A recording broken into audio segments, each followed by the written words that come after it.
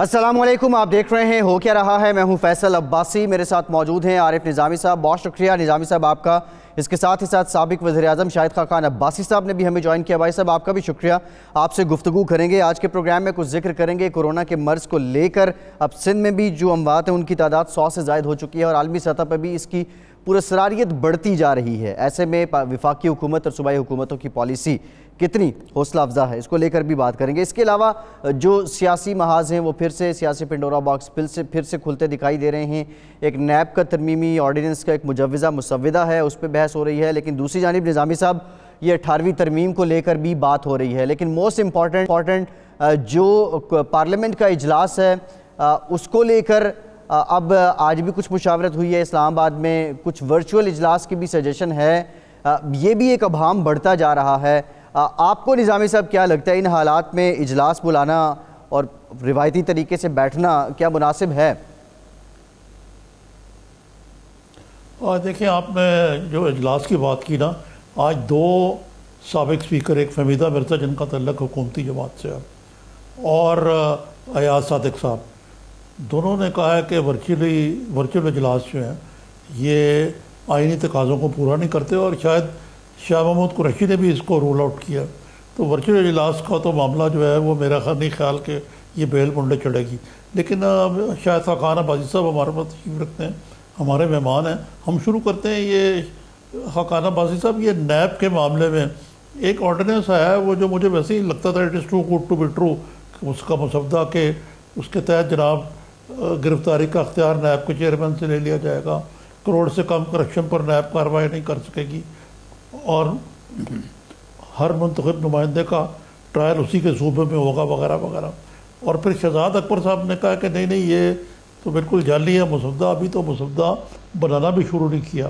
لیکن ساتھ ہی انہوں نے ایک دلچسپ بات کی ہے کہ جو نیب کا ترمیمی آرڈیننس ہوگا وہ پی ٹی آئی کے منشور کے مطابق ہوگا۔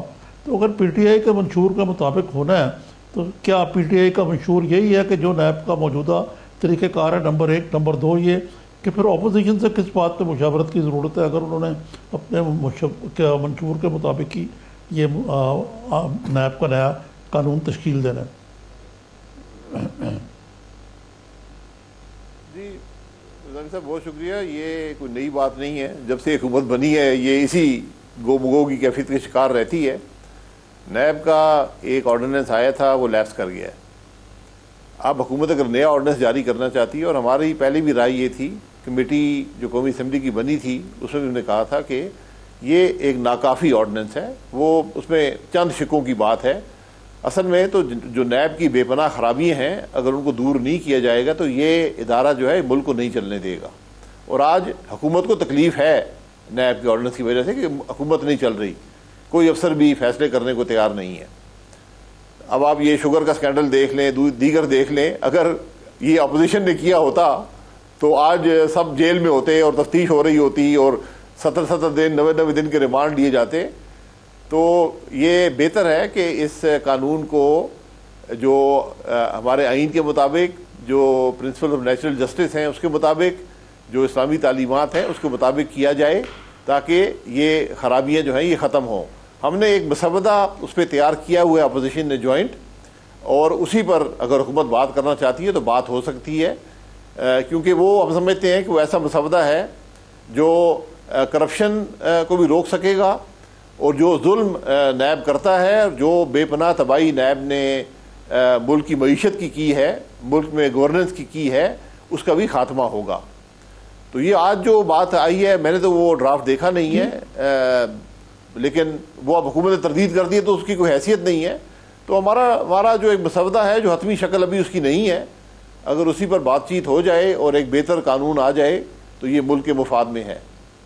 جی شہزاد اکبر صاحب کا کہنا ہے کہ یہ جو مسودہ ہے دراصل یہ جو گردش کر رہا ہے یہ فاروق نائک کے مسودے سے ملتا جلتا ہے۔ فاروق نائک نے بھی کوئی مشورہ دیا ہوگا، وہ شاید آپ کے مشورے سے ہی ہوگا جو مسودہ دیا ہوگا۔ ساتھ ہی وہ الزام لگایا انہوں نے کہ اپوزیشن کی خواہش یہ ہے کہ نیب کے اختیارات محدود کر دیے جائیں۔ تو یہ تو فطری بات ہے کہ اپوزیشن کا پوری جو غیر محدود اختیارات ہیں ایک پارلیمنٹری نظام میں وہ نیب کو کیوں کر حاصل ہوں. پھر اس کے ساتھ وہ کہتے ہیں کہ اپوزیشن کی یہ بھی خواہش ہے کہ گرفتاری کا اختیار چیئرمین نیب سے واپس لینا چاہیے. تو یہ شہزاد اکبر صاحب اس وقت ان کے ایک قسم کے اکاؤنٹیبلٹی زار کہہ سکتے ہیں ان کو. ایف آئی اے بھی ان کے پاس ہے, یہ کام بھی ان کے پاس ہے.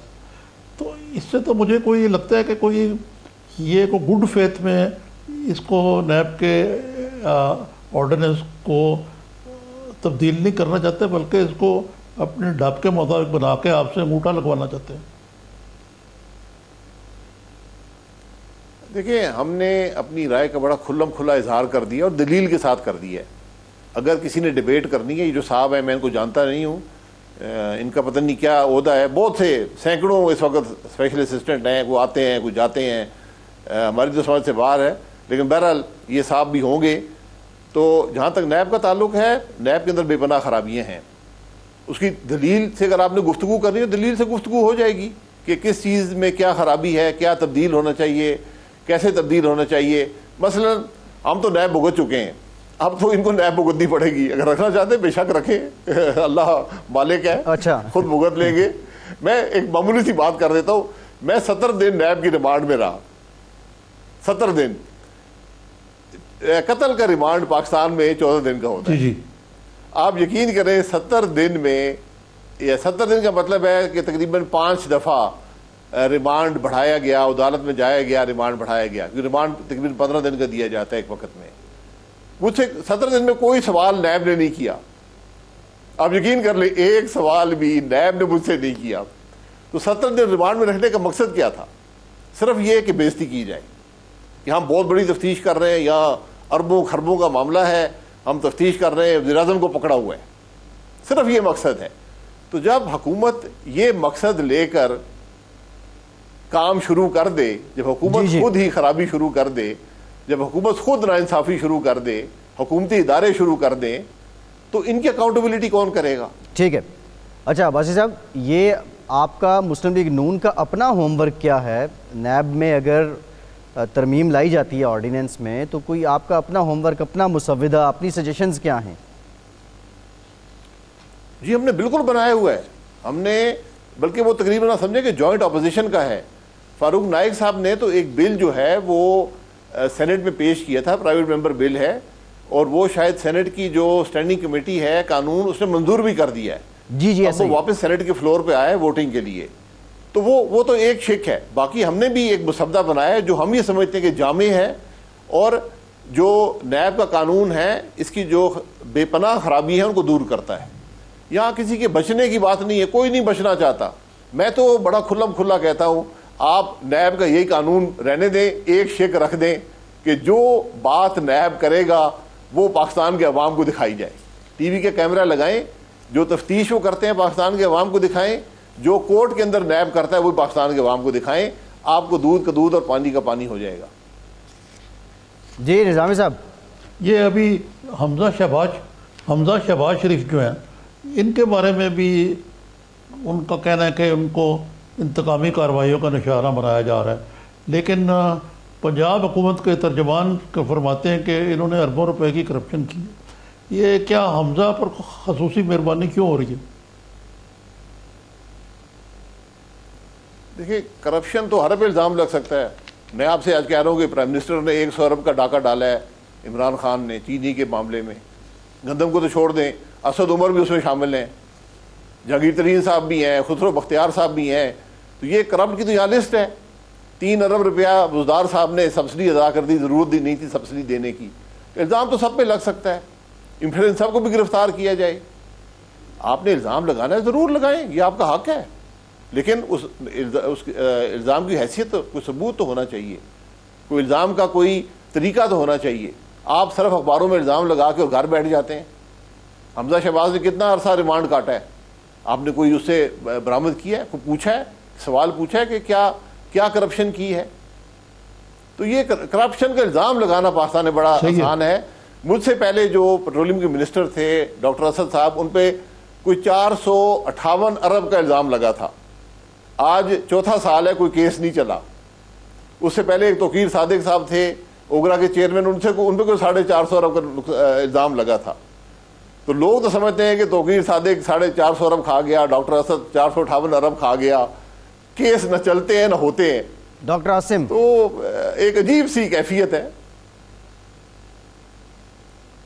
جی آپ غالباً ڈاکٹر عاصم کی بات کر رہے تھے بھائی صاحب, اور وہ آپ ہی کا دور حکومت تھا جب ان کا ٹرائل ہو رہا جی سوری ڈاکٹر عاصم جی ڈاکٹر اسد پہلے تھے, ڈاکٹر عاصم ٹرائل ہو رہا ہے, آج تیسرا سال ہے, نہ کوئی ٹرائل ہوا ہے, نہ کوئی وٹنس پیش ہوا ہے, نہ الزام لگ سکا ہے. جی نظامی صاحب. اچھا عباسی صاحب یہ بتائیے, یہ جو ہر چیز ورچوئل ہو رہی ہے یہاں, تو لاک ڈاؤن بھی ورچوئل ہے یا سمارٹ ہے, اب یہ ورچوئل پارلیمنٹ والا جو شوشہ چھوڑا گیا ہے, اس میں سے تو وہاں کچھ حکمران جماعت کے لوگوں نے نکال دی ہے, تو یہ پریکٹیکل ہے کسی قسم کا اجلاس بلانا, اور یہ آئینی ضرورت تو ہے, بلکہ ایاز صادق صاحب نے تو یہ بھی کہا کہ اسمبلی کی جو آئین ہوتی ہے کہ اتنے دن اس کو اجلاس بلانا ہوتا ہے سال میں, وہ بھی پورا کرنا ہے. تو یہ اجلاس کو بلانا جو ہے اس کے لیے انتظامات تو کیے جا سکتے ہیں اگر if there is a will. دیکھیے اگر نیت اجلاس بلانے کی ہو تو ایک دن کا بھی کام نہیں ہے, اگر نیت ہی نہ ہو تو پھر اجلاس نہیں ہوگا. ورچوئل اجلاس قومی اسمبلیوں کے نہیں ہوتے, دنیا میں نہیں ہوتے, کیونکہ اسمبلی کے اجلاس میں جذبات کا اظہار ہوتا ہے. جذبات کا اظہار ورچوئلی نہیں ہوتا, ڈیبیٹ ہوتی ہے, آپس میں تکرار ہوتا ہے, یہ سب قومی اسمبلی کا حصہ ہے. تو ہمارے صدر صاحب نے نیگوشیٹ کیا تھا علماء کے ساتھ, اور تراویح کھول دی گئی ہے, 20 نکات ہیں. تو میں یہ گزارش کروں گا کہ وہی 20 نکات لے لیں, وہ قومی اسمبلی پر لاگو کر دیں جو صفائی کے یا ڈسٹینسنگ کے نکات ہیں, اور آپ بآسانی اجلاس بلا سکتے ہیں, کوئی مشکل نہیں ہے. آپ اگر چاہیں تو کل صبح بھی قومی اسمبلی کا اجلاس ہوتا ہے بغیر کسی کو خطرے میں ڈالے. نہیں کرسیاں میں سے ہٹا دیں اسمبلی سے پھر. تو اگر یہ جی کراچی سے جو لوگوں نے آنا ہے, کراچی یا سندھ سے جو لوگ آئیں گے وہ کس طرح پہنچیں گے اجلاس؟ جی جو آنا ہے وہ پہنچ جائے گا. آپ اجلاس بلائیں, یہ آپ کا کام نہیں ہے, حکومت کا کام ہوتا ہے, قومی اسمبلی کے سیکریٹری کا کام ہوتا ہے کہ وہ صرف ٹی وی پر اناؤنس کر دیں, ریڈیو پر اناؤنس کر دیں, نوٹس بھیجنے کی ضرورت نہیں ہوتی. جس نے پہنچنا ہے پہنچ جائے گا. اور اجلاس میں کبھی بھی 60-50% کہ آپ پی آئی اے سے کراچی کی خصوصی فلائٹ چلا کے بھی تو لایا جا سکتا ہے نا ایم این ایز اور سینیٹرز کو, ایسی تو کوئی بات نہیں. دیکھیں کراچی الحمدللہ پاکستان مسلم لیگ نون نے موٹر وے بنا دی ہیں, ایک حصہ سکھر سے حیدرآباد کا رہ گیا ہے, تو کراچی کا سفر بھی 10-12 گھنٹے کا ہو گیا ہے. 12 گھنٹے میں آپ بآسانی کراچی سے یہاں پہنچ سکتے ہیں. آج کل تو ٹریفک بھی کم ہے, تو اس لیے کوئی ایسی مشکل نہیں. میں یہی کہہ رہا ہوں کہ آپ اجلاس اناؤنس کر دیں, 3 دن کا نوٹس دے دیں, ہر شخص جس نے پہنچنا ہو پہنچ جائے گا. جی نظامی صاحب کچھ 18ویں ترمیم کی بات بھی کر لی جائے. جی کیجئے, آپ کریں. جی عباسی صاحب, یہ 18ویں ترمیم کو لے کے پھر سے شوشہ کہہ لیں یا چھیڑ چھاڑ کہہ لیں, کچھ باتیں بھی ہو رہی ہیں, حکومتی کوئی وزیر تردید کر دیتا ہے, کوئی تائید کر دیتا ہے. ان حالات میں آپ سمجھتے ہیں کہ جو گورننس نہیں ہو پا رہی اس میں رکاوٹ 18ویں ترمیم ہے, اور کوارڈینیشن کا فقدان بھی 18ویں ترمیم کی وجہ سے ہے؟ دیکھیں یہ جو لوگ باتیں کرتے ہیں 18ویں ترمیم کی, انہوں نے 18ویں ترمیم کبھی پڑھی ہی نہیں ہے. ان کو یہ نہیں پتا کہ 18ویں ترمیم ہے کیا. 18ویں ترمیم بڑی سمپل سی بات ہے, جو اختیارات کامن تھے وفاق میں اور صوبوں میں وہ صوبوں کے حوالے کر دیے گئے. اس میں کسی کو اختلاف نہیں ہونا چاہیے, بلکہ ابھی تو بہت سے ایسے معاملات ہیں جو حقیقت میں صوبوں کا حق ہے اور وفاق نے ان کے حوالے نہیں کیے, وہ بھی کر دینے چاہیے. تو جو 18ویں ترمیم کا ایفیکٹ ہے اس کو تو بڑھانے کی ضرورت ہے. اگر کوئی یہ سمجھتا ہے کہ 18ویں ترمیم ہی آج ملک کے چلنے میں مسئلہ ہے تو اپنے خدشات کا اظہار کر دے, اسمبلی میں بل لے آئے, اس پر وہاں بحث ہو جائے گی. یہ کوئی مذاق نہیں ہے, کیونکہ جو صوبائی اختیارات ہیں ان پر وفاق تجاوز نہیں کر سکتا, یہ ان کے حوالے کر دیے گئے ہیں. اور وفاق کو آج اپنے کام پر کنسنٹریٹ کرنا چاہیے, اپنے کام پر توجہ دینی چاہیے. وفاق وہ کام نہیں کر سکتا, وہ صوبوں کے معاملے میں مداخلت نہیں کر سکتا. بلکہ اب تو ضرورت اس بات کی، اور حقیقت ہے یہ میری ذاتی رائے ہے اور میں اس پر بڑے سختی سے یقین رکھتا ہوں کہ ملک میں نئے صوبے بنانے کی ضرورت ہے، اور اس سے 18ویں ترمیم کے اثرات جو ہیں وہ عوام تک پہنچیں گے. تو اور 18ویں ترمیم کو تو مضبوط کرنے کی ضرورت ہے. مثلا جو آپ کے بجلی اور گیس کے معاملات ہیں یہ آپ کو صوبوں کے حوالے کر دینے چاہیے. جو وفاق ہے وہ بجلی بنانے تک محدود ہو، اس کے بعد معاملات صوبوں کے حوالے کر دیں، وہ دیں، وہ چلائیں، اور یہ آپ کا آئین بھی یہی کہتا ہے. تو آج بھی جو آئین جو حقیقت ہے وفاقی حکومت کی، وہ متصادم ہے جو روح ہے 18ویں ترمیم کی اور آئین کی. جی ٹھیک ہے نظامی صاحب، یہ دیکھیں نظامی صاحب ایک بریک کے بعد بات کہی ہے. جی نظامی صاحب ایک بریک لیتے ہیں، بریک کے بعد یہیں سے گفتگو کا چھوڑیں گے. ہمارے ساتھ رہیے.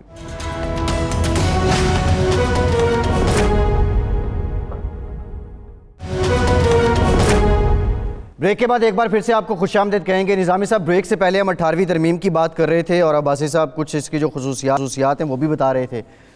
ویسے نظامی صاحب آپ کو کیا لگتا ہے یہ اتنی بحث اور اتنی ہائپ کریٹ کرنے سے پہلے یہ کوئی اتنا بڑا معاملہ تو نہیں ہے؟ حکومت کی کوئی سجیشنز ہیں وہ پارلیمنٹ میں لے آئے اور اس پہ بحث ہو جائے. یہ اس کی اتنی ہائپ کی ضرورت کیوں پیش آ رہی ہے؟ لیکن میرا نہیں، یہ اتنی بے وقت کی راغنی ہے، لیکن اس کی ایک وجہ ہے. اس کی وجہ یہ ہے کہ سندھ کے چیف منسٹر نے ثابت کیا کہ 18ویں ترمیم کی کیا افادیت ہے. اگر نہ ہوتی تو وہ 18ویں ترمیم کے نہ ہوتے ہوئے چیف منسٹر سندھ کے لیے کچھ نہیں کر سکتے تھے. انہوں نے باقی صوبوں کو راستہ دکھایا. اب اس سے ایک نیچرلی ایک جیلسی اور ایک رائیولری پیدا ہوئی ہے. اب بجائے وفاق کی جو نالائکی ہے لاک ڈاؤن کے بارے میں یا اسمارٹ لاک ڈاؤن نہیں ہوگا عجیب قسم کی جو گو مگو کی پالیسی ہے، وہ ان کی اپنی نالائکی کی وجہ سے. اس کا 18ویں ترمیم سے کیا تعلق ہے؟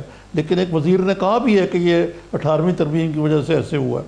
اس کے علاوہ میرا خیال ہے کہ جو عباسی صاحب سے میرا سوال ہے کہ یہ جو ناقدین ہیں وہ کہتے ہیں یہ کہ جی 8ویں ترمیم کی وجہ سے صوبہ وفاق کا لاش ہو کر رہ گیا. بلکہ یہ بھی اس قسم کی باتیں بھی کی جاتی ہیں کہ ڈیپٹ سروسنگ کے بعد کچھ بچتا ہی نہیں وفاق کے پاس کہ وہ خرچ کرے. پھر چودھری شجاعت جیسے بھی نادان دوست ہیں جو فرماتے ہیں کہ جی یہ 18ویں ترمیم جو ہے اس کے بارے میں تو دیکھیں گے، لیکن یہ تعلیم کیوں دی گئی ہے صوبوں کو 18ویں ترمیم کے تحت؟ تو یہ جو جتنے منہ اتنی باتیں. اصل ایک اور بھی بات ہے کہ یہ بھی تاثر دیا جاتا ہے کہ 18ویں ترمیم کی وجہ سے وفاق جو ہے دفاعی ضروریات بھی ملک کی پوری نہیں کر سکتی. یہ کہاں تک عباسی صاحب یہ الزامات جو ہیں یہ آپ کیونکہ حکومت میں رہے ہیں آپ کو بہتر معلوم ہے، کہ ہم تو صرف باہر سے جو باتیں سنتے ہیں وہی عرض کر سکتے ہیں. دیکھیں یہ بڑی خام خیالی ہے اور بدقسمتی سے حکومت آج ایسے لوگوں کے ہاتھ میں ہے جن کو حکومت کا الف بے بھی پتہ نہیں ہے. باتیں ضرور کرتے ہیں، باتیں سارے کرتے ہیں، علم ہوتا نہیں ہے. 18ویں ترمیم کا جو ریونیوز ہیں اس سے کوئی تعلق نہیں. وہ NFC ایوارڈ طے کرتا ہے. 18ویں ترمیم میں میرا خیال ہے کہ ایک شک ہے کہ جس سطح پر اس وقت NFC کے ایوارڈ تھے اس سے زیادہ صوبوں کے لیے آپ کمی نہیں کر سکتے، یعنی اس سے بڑھا سکتے ہیں، اس کو کم نہیں کر سکتے. یعنی ایک لمیٹیشن ہے، تو وہ بالکل ایک واضح لمیٹیشن ہے. آپ اگر بات کرتے ہیں کہ وفاق کے پاس کچھ بچا نہیں ہے، دفاعی ضروریات پوری نہیں ہوتی، تو یہ بالکل حقیقت ہے کہ وفاق کے پاس کچھ نہیں ہے اور دفاعی ضروریات پوری نہیں ہوتی، کیونکہ وفاق نے معیشت کو تباہ کر دیا ہے. وفاق ریونیو اکٹھا کرنے میں ناکام رہا ہے. وفاق اس معیشت کا صرف ایک حل ہے، اس کو گروتھ کہتے ہیں. آپ معیشت کو گرو کریں، اس سے آپ کے تمام مسائل حل ہوں گے. اس حکومت نے گروتھ کو ختم کر دیا ہے. کرونا سے پہلے ہی ختم ہو چکی تھی، 2% سے کم ہو گئی تھی، اب شاید نیگیٹو ٹیریٹری میں چلی جائے یا 0.5% تک چلی جائے. جب گروتھ نہیں ہوگی تو کچھ بھی نہیں ہوگا. تو بڑی ایک عجیب سی منطق ہے جو کم از کم میری سمجھ سے باہر ہے. اگر کسی وزیر کو علم ہے تو آ کر پارلیمنٹ میں بتا دے یا ٹی وی پر بتا دے. بھائی صاحب پارلیمنٹ میں کوئی بات ہوئی ہے 18ویں ترمیم سے ریلیٹڈ حکومت اور اپوزیشن کی؟ پارلیمنٹ میں آج تک کوئی بات نہیں ہوئی. 18ویں ترمیم پہ ہو یا کسی اور. جب سے میں اسمبلی میں آیا ہوں تقریباً 1.5 سال ہونے لگا ہے, ایک بھی کام کی بات اس قومی نیب آرڈیننس پہ بھی نہیں ہوئی بات. نیب آرڈیننس پہ ایک آرڈیننس حکومت لے آئی تھی, وہ کمیٹی میں چلا گیا. وہاں پر میں خود بھی کمیٹی کے سامنے زبردستی پیش ہوا, فتیانہ صاحب کو مشکور ہوں, انہوں نے بلایا, میں نے تمام حقائق کمیٹی کے سامنے رکھے, لیکن وہ کمیٹی کوئی فیصلہ کرنے سے قاصر رہی. اور جب یہ کورونا آیا تو انہوں نے کہا یہ کمیٹی کے اجلاس ہی نہیں ہوں گے, کابینہ کا اجلاس ہو سکتا ہے, ای سی سی کے اجلاس ہو سکتے ہیں, جو اسمبلی کے کمیٹی ہیں ان کے اجلاس نہیں ہو سکتے. یہ صرف ایک بہانے ہیں ملک کی پارلیمنٹ کو مفلوج کرنے کے. بشیر خزانہ ہے اپنا جو ڈاکٹر حفیظ شیخ, وہ کہتے ہیں کہ جی ہم نے بڑا فخر کس سے کہتے ہیں کہ ہم نے 17 ارب کے قرضے لیے اپنے دور میں, IMF سے لیے, بائیلیٹرل لیے, تو بڑا اچھا کام کیا ہم نے. یہی بات جب کہتے تھے کہ مسلم لیگ کی حکومت نے اور پیپلز پارٹی نے ملک کو کلاش کر دیا. لیکن یہ تو چلے جملہ مترضہ تھا. اصل میں پوچھنا چاہتا ہوں جو آپ کے شعبے کی بات ہے, یہ جو سرکولر ڈیٹ بڑھ گئی ہے, IPPs کے کہتے ہیں کئی 100 گنے پروفٹ منگایا ہے, IPPs بڑی مہنگی لگی ہیں. اور لیکن ایک دلچسپ بات یہ ہے کہ کچھ وزیر بھی جو ہیں, جو عمر ایوب صاحب ہیں, وہ ایک اور صاحب ہیں, کیا نام ہے ان کا, بابر امان ہے پورا ان کا, جو بابر امان نہیں, جو مشیر ہیں اسی کے, ندیم بابر صاحب, ندیم بابر وہ ہیں. اسی طرح ندیم بابر صاحب, اور شاید تیسرے کوئی خسرو بختیار کا نام بھی لیا گیا اس کے اندر یا کس کا. تو یہ ان کو کہا گیا کہ جی آپ میٹنگ میں بھی نہ بیٹھیں. تو یہ کس قسم کی انکوائری ہو رہی ہے؟ اور کب آج یہ کہا گیا کہ جی حفیظ شیخ صاحب کہتے ہیں کہ ہم بجلی ضرورت سے زیادہ پیدا کر رہے ہیں. تو یہ آپ لوگوں نے, آپ کی حکومت نے کریڈٹ لے لیا کہ جی ہم نے تو اس ملک کو لوڈ شیڈنگ سے نجات دلا دی. یہ کہتے ہیں کہ آپ نے سرکولر ڈیٹ میں ڈال دیا, ملک کو مقروض کر دیا. میں یہی کہہ رہا ہوں نا کہ جن لوگوں کو بات کا پتہ ہی نہ ہو, آج ہر آدمی, اس حکومت کا ہر وزیر باتیں کرتا ہے, بات کا علم ایک کو بھی نہیں ہے. آپ یقین کریں, یہ بھی معاملے بھی میں نے ٹی وی پر سنے ہیں, اخباروں میں دیکھے ہیں. یہ جو IPPs کا معاملہ ہے, الف بے بھی جانتے نہیں ہیں, باتیں سارے کرتے ہیں. تو یہ میں کہوں گا یہ بتا دیں, آپ ان کے وزیروں کو بلا لیں, ان سے پوچھیں کہ سرکولر ڈیٹ ہوتا کیا ہے. صرف ایک سوال کر لیں, اگر اس کا جواب یہ دے دیں میں سیاست چھوڑ دوں گا. میں آپ کو حقیقت بتاتا ہوں, آپ کسی وزیر کو بلا لیں, میں کسی وزیر کو بھی, میں پرائم منسٹر کو چیلنج کرتا ہوں, میں خود پرائم منسٹر ہوں, پرائم منسٹر کو چیلنج کرتا ہوں, یار تم بتا دو سرکولر ڈیٹ ہوتا کیا ہے اور IPP کا کیا تعلق ہے سرکولر ڈیٹ سے. اوپن چیلنج ہے. بھائی صاحب یہ تو بات کا علم ہے نہیں. جی بات کا علم ہے نہیں, باتیں کیے جا رہے ہیں. یہ بتائیں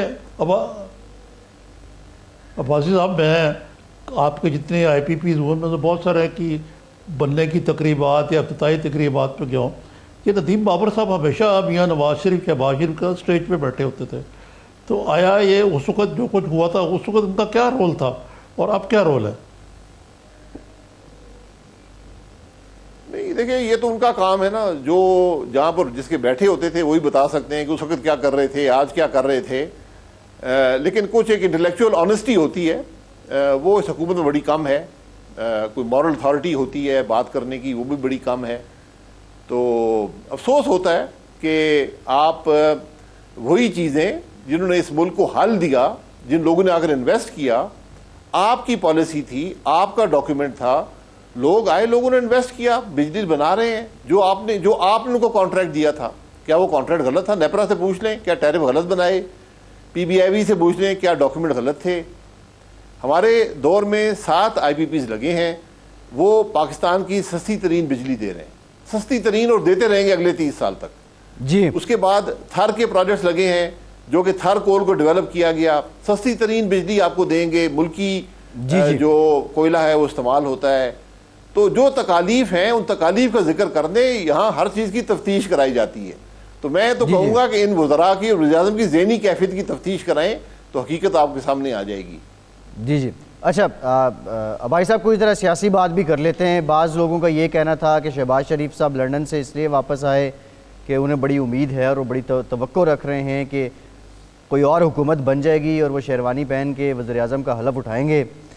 تو کیا ابھی نون لیگ کی اسٹریٹجی کیا ہے؟ آپ لوگ اپوزیشن کو ہی لگ تو یہ رہا ہے کہ بڑا انجوائے بھی کر رہے ہیں ایک طرح سے, مشکلات بھی ہیں, یا یہ وہ -1 والی بات شہباز شریف صاحب نے خود بھی کی تھی, تو سیاسی لحاظ سے کوئی اس پہ بھی ہے, کوئی سلسلہ چل رہا ہے؟ دیکھیں, جب شہباز صاحب نہیں آتے تھے تو آپ سب کہتے تھے شہباز صاحب نہیں آ رہے. جب وہ آ رہے ہیں تو کہتے ہیں وہ ڈیل کے تحت آ گئے ہیں اور وزیر اعظم بننے آئے ہیں. تو میں ان کے اسپوکس پرسن تو نہیں ہوں, لیکن میرے بڑے بھائی ہیں, میں ان کی پارٹی کا عہدیدار ہوں. میں ان کی طرف سے آپ کو پورا یقین دلاتا ہوں کہ شہباز صاحب بغیر الیکشن کے وزیر اعظم نہیں بنیں گے. یہ آپ لکھ لیں. نہیں, یہ اس کا کیا مطلب ہے؟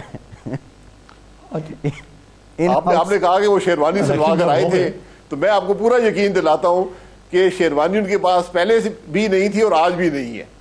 اچھا, اور نہ ہی وہ شیروانی پہننے کے لیے آئے ہیں. اچھا, وہ لیڈر آف اپوزیشن کا رول ہے, اس کو ادا کرنے آئے ہیں اور کرتے رہیں گے. جی نظامی صاحب, یہ دراصل شیخ رشید کی چھوڑی ہوئی درفنتنی ہے. انہوں نے ایک اور درفنتنی چھوڑی ہے.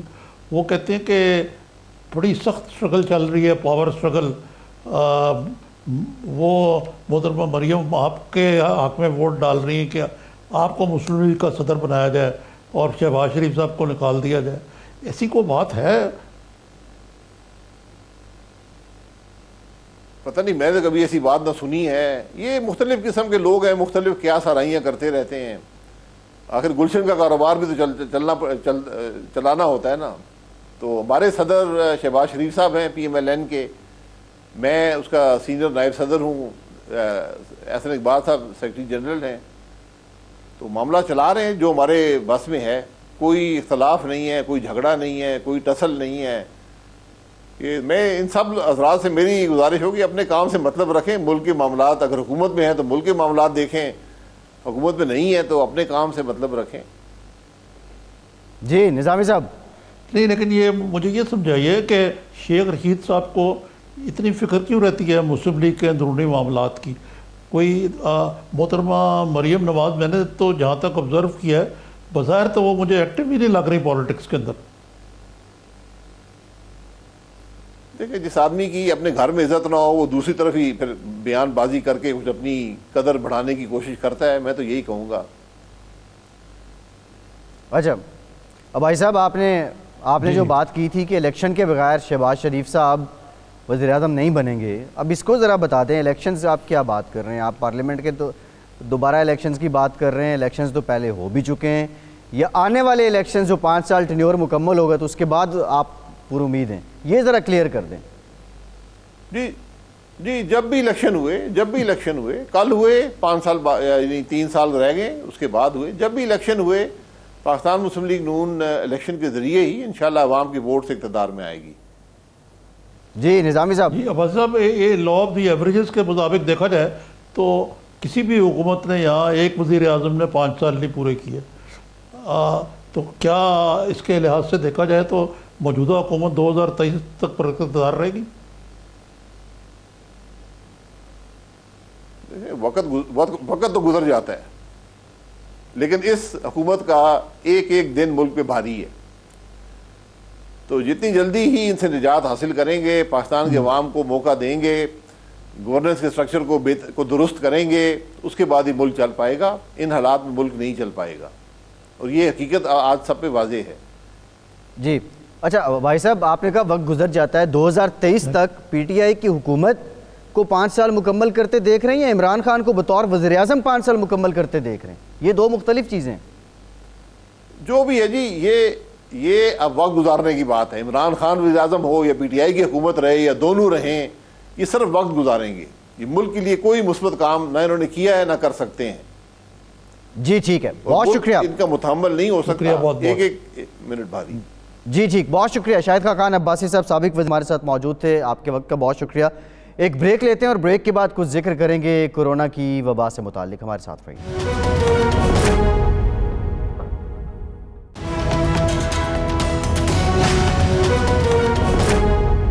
بریک کے بعد ایک بار پھر سے آپ کو خوش آمدید کہیں گے. بریک میں ہمیں جوائن کیا ہے ڈاکٹر عاصم یوسف صاحب نے, چیف میڈیکل آفیسر ہیں شوکت خانم اسپتال کے. ڈاکٹر صاحب بہت شکریہ آپ کے وقت کا. آپ کی طرف آتے ہیں, جو ٹیکنیکل سارے میٹرز ہیں کورونا کی بیماری کو لے کے آپ سے ڈسکس کریں گے. لیکن نظامی صاحب, ایک انگریزی اخبار نے خبر لگائی ہے جس میں وہ پاکستانی وزارت صحت, محکمہ صحت کے اعداد و شمار اٹھا رہے ہیں اور وہ یہ بتا رہے ہیں کہ سندھ میں اب تک یہ ٹیسٹنگ سب سے زیادہ ہو رہی ہے. آپ ذرا ون لائن بتا دیں, یہ جو لاک ڈاؤن ابھی ہوا, جیسے بھی ہوا, پارشلی کہہ لیں یا فلی کہہ رہے ہیں, اس کے اثرات اب تک کتنے حوصلہ افزا ہیں پاکستان میں؟ نظامی صاحب.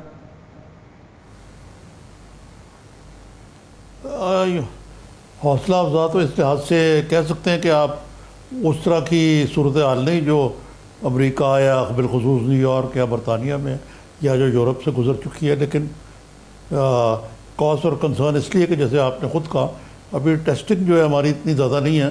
زیادہ ہو تو شاید زیادہ مسئلے پیدا ہوں. تو ڈاکٹر صاحب السلام علیکم. وعلیکم السلام جی. یہ ڈاکٹر صاحب بتائیے کہ یہ WHO تو یہاں تک کہہ رہا ہے کہ جولائی تک یہ 2 لاکھ سے زیادہ ہو جائیں گے کیسز اگر موجودہ صورتحال رہی. آپ کو کیا نظر آتا ہے ٹیسٹنگ اور یہ جو دوسرا جو معاملہ ہے اسمارٹ لاک ڈاؤن یا لاک ڈاؤن کے حوالے سے؟ جی شکریہ جی. آپ صحیح کہہ رہے ہیں, ٹیسٹنگ تو ہمارے یہاں کافی کم ہوئی ہے, ظاہری بات ہے. لیکن یہ بھی ساتھ ساتھ آئی تھنک کہنا ضروری ہے کہ جب ٹیسٹنگ اگر زیادہ ہو تو کیسز کلیئرلی زیادہ آئیڈینٹیفائی ہوں گے. لیکن تھوڑا سا جو انکریجنگ ہے وہ یہ ہے کہ ہمارے یہاں ڈیتھس بھی بہت کم ہیں, اموات بہت کم ہوئی ہیں. جتنی بھی ہوں وہ زیادہ ہیں, لیکن بہرحال یہ نہیں ہے کہ ہمارے خیال سے یہ نہیں ہے کہ بہت سارے کیسز ہیں جو انڈائگنوزڈ ہیں, سیریسلی ال لوگ ہیں لیکن وہ ان کا پتہ نہیں چلا. بیکاز یہ ایسی بیماری ہے جو گھر میں تو آپ رہ نہیں سکتے اگر آپ زیادہ بیمار ہوں. تو یقیناً وہ مریض ہاسپٹل آتے ہیں, ان کو سانس کی تکلیف ہوتی, ICUs بھرے ہوئے ہوتے ہیں اس وقت, جو کہ نہیں ہو رہا. جنرلی جو ہماری امپریشن تھی یا فیئر تھا کہ کتنے کیسز ہوں گے اس وقت تک اور کتنے زیادہ سیریسلی ال ہوں گے, اتنے نہیں ہیں. سو ٹیسٹنگ زیادہ ہوگی, کیسز آئیڈینٹیفائی ہوں گے, لیکن سیویئر کیسز بہرحال اتنے نہیں آ رہے ہمارے یہاں جتنے باہر کے ملکوں میں, جیسے آپ نے خود بھی کہا شروع میں. جی جی. جہاں تک اسمارٹ لاک ڈاؤن کا تعلق ہے, وہ میرے خیال سے ان پرنسپل تو اچھا آئیڈیا ہے. آئی تھنک کہ ہمارا جو انیشل لاک ڈاؤن تھا وہ تھوڑا ہم نے جلدی کیا اور اس کی وجہ سے بھی شاید ہمارا جو پیک ہے یا جو ہمارا کرو ہے وہ تھوڑا فلیٹ ہے, پیک ابھی اتنا زیادہ نہیں ہوا. اب جو وہ ریلیکس کر رہے ہیں لاک ڈاؤن, وہ آپ آئی گیس وہ انسان سمجھ بھی سکتا ہے کہ اکنامک کنسیڈریشنز بھی ہیں, معاشی بھی حالات دیکھنے ہیں حکومت نے, شاید اس لیے انہوں نے تھوڑا لاک ڈاؤن لیس ٹائٹ کیا ہے. لیکن smart lockdown in a sense اچھا آئیڈیا ہے کہ جہاں آپ کو پتہ چلے کہ کوئی کلسٹر ہے, آپ اس کو ٹریک کریں, ان لوگوں کو ٹیسٹ کریں اور ان کو ٹریٹ کریں اور ان کو کوارنٹین کریں. جی. تو ان پرنسپل تو یہ اچھا آئیڈیا ہے. ٹھیک ہے. اچھا ڈاکٹر صاحب, یہ جو WHO کی ریسنٹ اسٹڈی آئی ہے اس کو لے کے اگر بات کریں تو وہ یہ کہہ رہے ہیں کہ یہ نہ الکوہل سے کرونا کل ہو سکتا ہے, نہ کلورین سے کل ہو سکتا ہے, یہ صرف 20 سیکنڈ ہاتھ دھونے سے کل ہو سکتا ہے, اور بڑا پراسرار ہے یہ. ہاتھ دھونے کے علاوہ کوئی چارہ بھی نہیں ہے, یا پھر آپ ہوسٹ اس کو پرووائڈ نہ کریں. اب اس ساری پراسراریت کے باوجود ایک اس کی موٹیلٹی بھی ہم دیکھتے ہیں پاکستان میں, پھر ریکوری ریشو بھی اس طرح نہیں ہے. ان حالات میں اب کیا کرنا ہے, اور موسٹ امپورٹنٹ جو فیئر فیکٹر ہے, لوگ خوف کا شکار ہیں, وہ کیسے دور ہونا ہے؟ آئی تھنک اس سارے سچویشن کا حل ایونچولی تو ویکسین ہی ہے, لیکن ان دا مین ٹائم ضروری ہے جو سمپلسٹ چیزیں جو ہر جگہ سٹریس ہو رہی ہیں, حکومت بھی ہماری سٹریس کر رہی ہے, کہ سوشل ڈسٹنسنگ, فاصلہ رکھنا, ہاتھ دھونا جیسے آپ نے کہا صابن سے, پانی سے 20 سیکنڈ کم از کم, ہینڈ سینیٹائزر وغیرہ سے بھی وائرس ختم تو ہوتا ہے. لیکن جہاں تک علاج ہے, علاج کیونکہ کوئی نہیں ہے فی الحال, تو سب سے ضروری یہی ہے کہ پریونشن کی جائے. اور یہ لاک ڈاؤن اور اس کی ایزنگ کے بیسس پہ یہ بھی بہت امپورٹنٹ ہے رکھنا, کہ یاد رکھنا کہ پبلک کو بھی اپنی ذمہ داری دکھانی ہے. اب اگر گورنمنٹ نے کہا ہے کہ آپ کام پہ جا سکتے ہیں, انڈسٹری تھوڑی بہت کھل سکتی ہے, تو اس کا یہ مطلب نہیں ہے کہ ہم سب بس بازاروں میں پھرنا شروع ہو جائیں اور پارٹیز شروع ہو جائیں اور سب ایک دوسرے سے ملنے کی ساری جو ہماری پچھلے 1.5 مہینے کی نہیں ہم کر سکے وہ ساری اب ایک دم پوری کریں. یہ بہت ضروری ہے کہ جو اسینشل چیزیں گورنمنٹ نے کھولی ہیں وہ ٹھیک ہے, ایک ریزن سے کھولی ہیں, آپ اگری کریں اس سے یا نہ کریں, لیکن اس کا یہ مطلب نہیں کہ ہر چیز میں اب بس آپ جو مرضی کریں. وہ باقی سارے میجرز بہت ضروری ہیں, اور جب تک ویکسین نہیں ڈیولپ ہوتی تو بہت ضروری ہے کہ ہم یہ چیزیں مینٹین کریں. یہ جلدی سے ختم ہونے والی چیز نہیں ہے, یہ ہمارے ساتھ کئی سال چلے گی یہ بیماری, اور لاک ڈاؤن اور repeated lockdowns to some extent اور دی ادر یہ ہوتے رہیں گے میرے خیال سے. اٹس ویری لائکلی کہ اس سال کی اخیر میں جا کے ایک دوسری پیک بھی آئے گی. جی جی جی جی جی نظامی صاحب. ڈاکٹر صاحب یہ جو میں نے تھوڑا سا اسٹڈی کیا ہے کہ جن ممالک میں اسٹرکٹ لاک ڈاؤن کیا گیا وہ جلدی سے نکلے, مثلاً چین جہاں سے شروع ہوا اس کی مثال لے لیں. ابھی حال ہی میں کل ہی میرے خیال سے نیوزی لینڈ نے ریلیکس کیا. پہلے تو بڑا ٹوٹل لاک ڈاؤن تھا وہاں. پھر ایک اور ملک کا چھوٹا سا اگرچہ ویٹنام, وہاں بھی اسی طرح ہوا. اس کا لاک ڈاؤن کے علاوہ تو اور کوئی باقی تو وہی جو ہے احتیاطی تدابیر اپنی جگہ پہ, سوشل ڈسٹینسنگ وغیرہ, اور تو کوئی اس کا کوئی ابھی تک وہ مداوا نہیں نکلا. اور آپ نے یہ درست کہا کہ لاک ڈاؤن جو ہے وہ روزگار اور دوسری وجوہات سے ضروری تھی, لیکن یہ بہت بڑا ٹریڈ آف ہے کہ اگر خدا نہ خاصہ پاکستان میں کرو ایک دم اوپر جاتا ہے جیسا امریکہ میں گیا یا اور جگہوں بات پہ, یا وہ لاک ڈاؤن نرم کرنے کی وجہ جاتا ہے یا کسی وجہ سے بھی, پھر تو آپ کو مکمل لاک ڈاؤن کی طرف جانا پڑے گا. انسان زندہ ہوگا تو وہ اس کی یہ فیصلہ کرے گا نا کہ اس کی پیٹ پہ کیسے بھرنا ہے. جی بالکل, آپ بالکل صحیح کہہ رہے ہیں. obviously میں گورنمنٹ کا اسپوکسمین تو نہیں ہوں, لیکن میرے خیال سے یہ کیلکولیٹڈ ججمنٹ ہے گورنمنٹ کی یا ہیلتھ کے جو ایکسپرٹس ہیں ان کی, کہ اس وقت کیونکہ ہمارے یہاں اتنی زیادہ بیماری نہیں ہوئی تو شاید وہ ان کا خیال ہے کہ ایک limited relaxation of the lockdown essential چیزوں کے لیے شاید وہ کامیاب رہے گی, اور وہ ریزنیبل ہے کرنا اس وقت. یہ وقت سے ہی پتہ چلے گا کہ اس ریلیکسیشن سے کیسز ایک دم سپائک تو نہیں کرتے. اچھی بات آئی تھنک یہ ہے کہ جو ٹیسٹ ٹریک اور کوارنٹین کی اسٹریٹجی ہے گورنمنٹ کی, اگر اس سے لگا کہ یہ کیسز بڑھنے لگے ہیں تو انفارمیشن جلدی ملے گی, اور شاید لاک ڈاؤن کو ٹائٹن کرنا دوسری دفعہ اتنا مشکل نہ ہو. شاید امید تو یہی کرتے ہیں ہم. جی جی جی جی جی ڈاکٹر صاحب, ایک آپ نے ابھی بات کی وہ ویکسین کی تھی. آپ کو معلوم ہوگا کہ اس وقت سب سے تیز کام آکسفورڈ یونیورسٹی میں ہو رہا ہے. کوئی انسٹیٹیوٹ ہے وہاں جس کو خاصی فنڈنگ بھی ملی ہے یہ ویکسین بنانے میں, اور وہ اس کی اب انہوں نے اینیمل ٹیسٹنگ کی سے زیادہ ہیومنس پہ اس کی ٹیسٹنگ شروع کر دی ہے, اور کہتے ہیں کہ یہ ویکسین جو ہے اس سال کے اواخر سے پہلے تیار ہو جائے گی. پھر وہ کہتے ہیں کہ بڑے مرحلے ہیں اس میں مارکیٹنگ کا مسئلہ ہے, اس کی سپلائی اینڈ ڈیمانڈ کا مسئلہ ہے, کس کو پہلے ملے کس کو بعد ملے. ویکسین تو یقیناً آئے گی اور بھی لوگ تیاری کر رہے ہیں. تو کیا آپ کو لگتا ہے کہ یہ اتنی جلد, کچھ لوگوں کا خیال ہے کہ نہیں یہ اگلے سال کے وقت تک آئے گی, آپ کو کیا لگتا ہے کہ یہ جلدی تیار ہو جائے گی اور یہ ہمیں بھی ملے گی پاکستان کو؟ میرا خیال سے جیسے آپ کو بھی پتا ہوگا اس وقت 150 سے زیادہ ٹرائلز چل رہے ہیں مختلف ویکسینز کے مختلف ملکوں میں. آج ہی انفیکٹ دوپہر کو آسٹریلیا سے بھی یہ خبر آئی ہے کہ ان کی ویکسین شاید آکسفورڈ سے بھی تھوڑی سی زیادہ ایفیکیشس نظر آ رہی ہے ارلی سٹیجز میں. اصل میں مسئلہ یہ ہے کہ یہ سارا پروسیس جو ہے ڈیولپمنٹ کا یہ کافی لمبا ہے.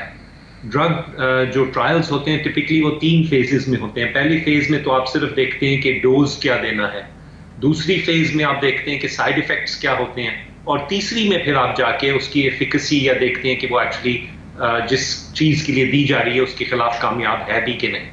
یہ عموماً تو 2-3 سال کا کام ہے.